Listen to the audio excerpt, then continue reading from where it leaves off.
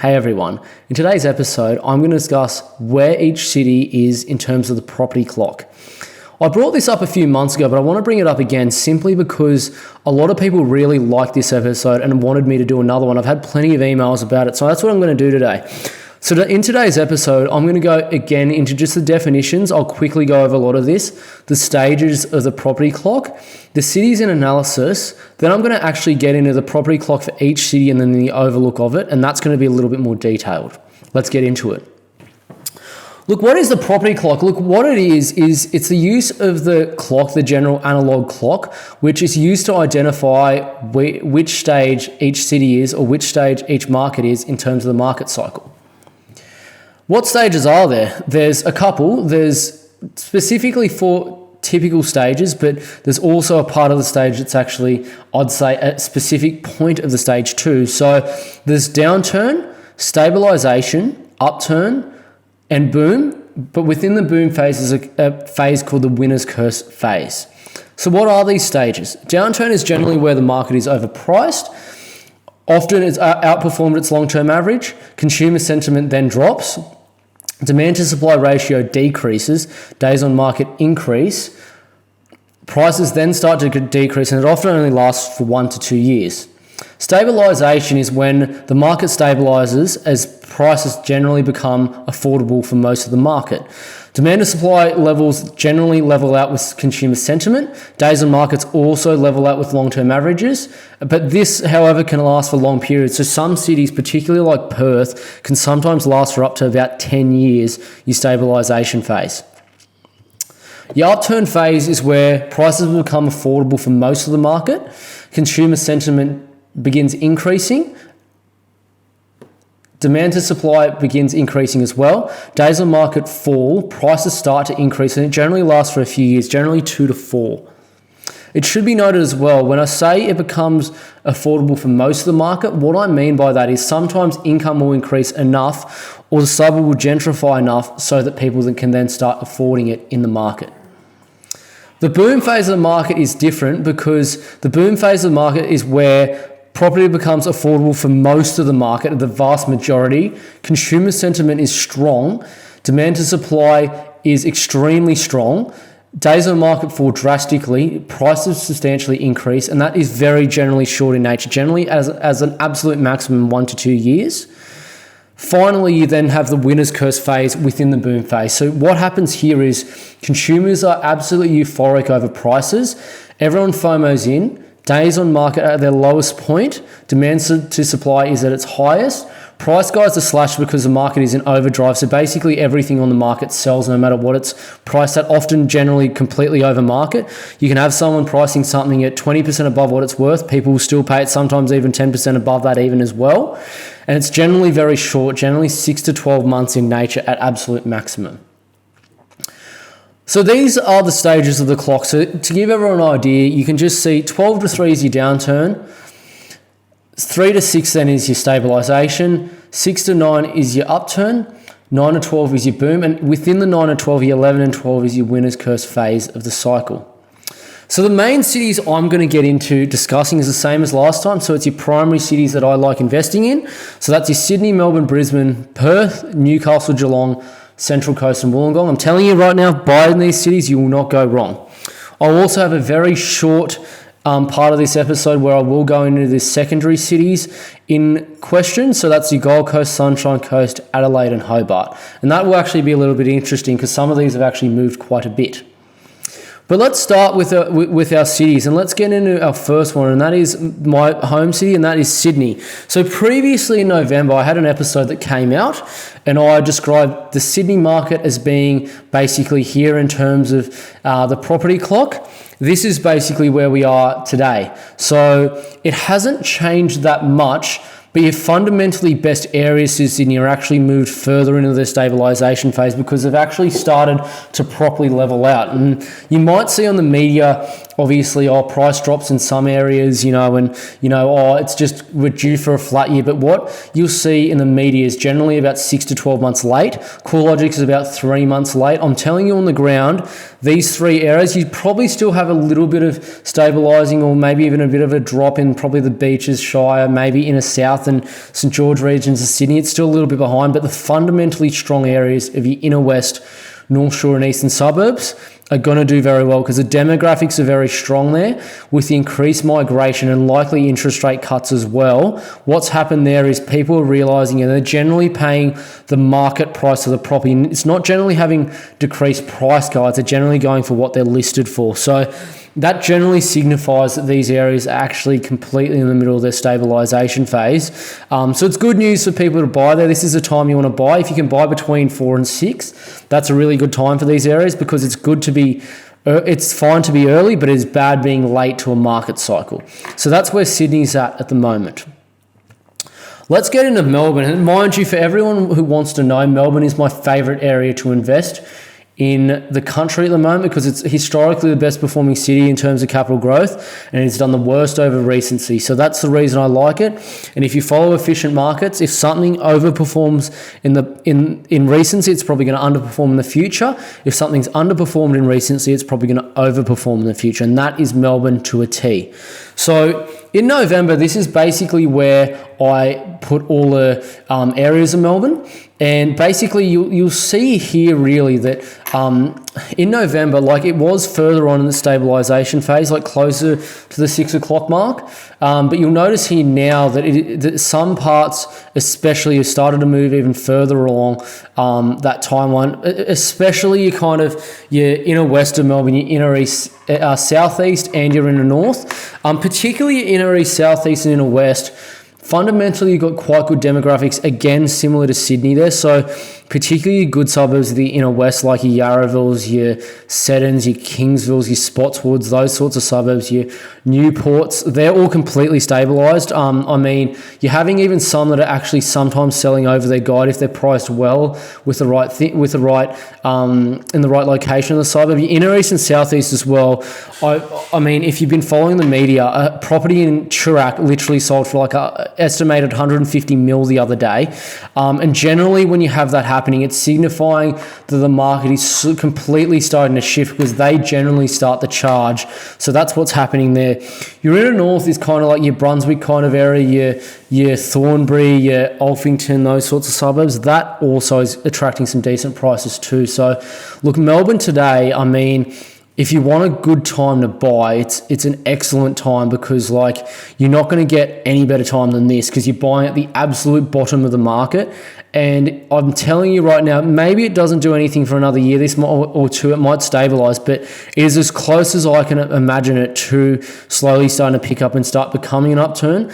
And as I said, Melbourne and Sydney in past episodes are quite interest rate dependent. They do actually have quite strong, should I say, correlation to lower interest rates. So it's something definitely to consider in that as well. Let's get into Brisbane. Brisbane's an interesting city because it's had such good growth, but Brisbane's interesting because some of the areas fundamentally still have a lot more growth to go. And unlike Perth, Brisbane generally does have a bit more of a growth run, whereas Perth is very short and very steep.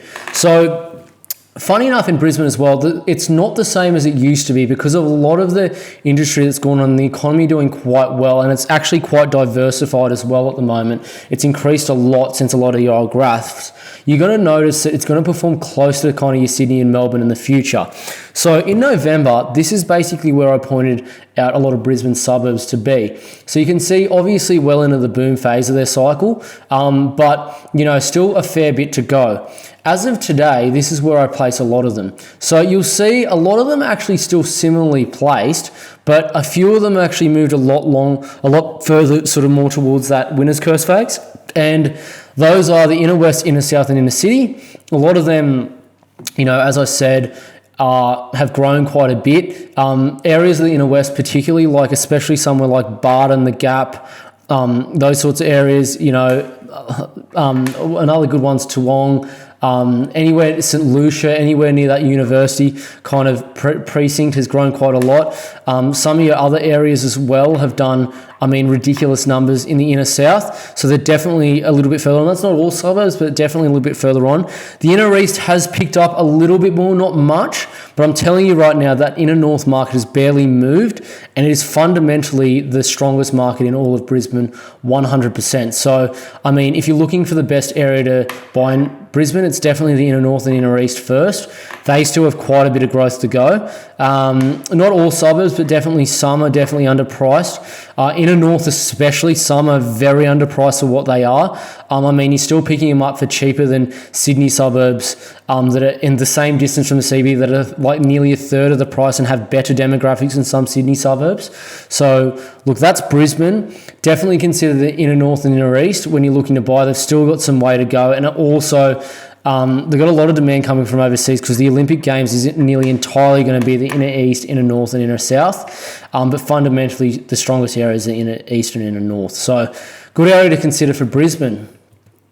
Let's get into Perth. And look, Perth's interesting because, you know, I've got some areas that, I mean, in Perth that had done, I mean, exceptionally well. We were closing in on the winner's curse phase of the cycle in November. So this is where the Perth market I had in November was at. Obviously, you can see Fremantle, Rockingham, Mandurah, inner city and south really getting close to it, and Joondalup and the inner east and city beaches area. That's not technically a council region, but it's hard to describe because it's kind of like, you know, I'd say, you know, it's kind of like your Scarborough to Osborne Park, and then just draw a line straight south of the city and take the eastern part of that. That's where I kind of mean. Probably you can include Trig too in that. But those areas are fundamentally stronger areas. But where I place it really today compared to November is here. So you'll notice that they've all picked up a bit. So quite significantly, Rockingham, Mandurah, Fremantle, and the inner city and south, they're all in the winner's curse phase now, in my view. When I say that, I mean Rockingham, Mandurah really is in the winner's curse phase. It's actually midway through it, in my opinion. So we are very close to the peak there. It's grown, like some parts of it, like 110, 120%. So that's just absolutely incredible. So I actually do happen to own there, so I'm very happy about that. But either way, it is very close to its peak. So same as Fremantle in the city and south. Joondalup and the inner eastern city beaches area, in my view, actually have a fair bit to grow, particularly the inner city and city beaches area. Some of the suburbs there haven't done that much. They've only done about 40 or 50% growth, same as Joondalup. And I mean, I expect them to probably hit somewhere at least between the 80 and 100% mark by the end of the cycle, so you do have a bit to go there. So something to consider for a lot of people. If you're looking to buy there, please just reach out, because you really have to be careful here. It's not the same as Sydney or Melbourne. Like, there are some areas that you should buy and others that you can't. And when I say suburbs have that much growth left ahead of them, I mean certain pockets, not all parts of the suburbs. So that's kind of where we're at in terms of Perth today. So if we just go over all the primary cities, this is where we're at. You can see basically, I haven't done a deep dive on Newcastle, Geelong, the Central Coast or Wollongong, but this is where they basically were all in November. So you'll see there, basically that's the median of the city. Where I place them today as to where I place them in November is basically here. So most cities, let's just start with Brisbane and Perth, are sort of more in their growth cycle. Brisbane's got more to go than Perth, in my view.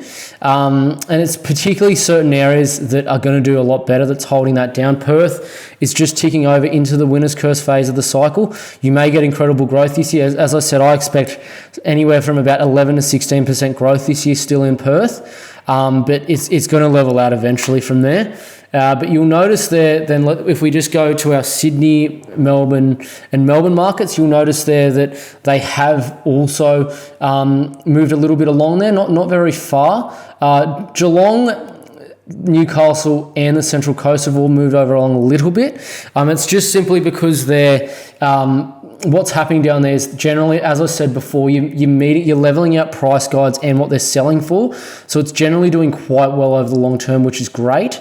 But Wollongong really is still getting kind of a bit of a soft market down there. So you're getting some that are selling their price guide and others going for under it, and price guides being, should I say, revised and property sitting on the market for quite a long time, sometimes over a month, and that's not normal for a market down there. So I'd say that's still well into its stabilisation phase. It might take a little long to pick up, but that's where Wollongong is if we draw a line at it today.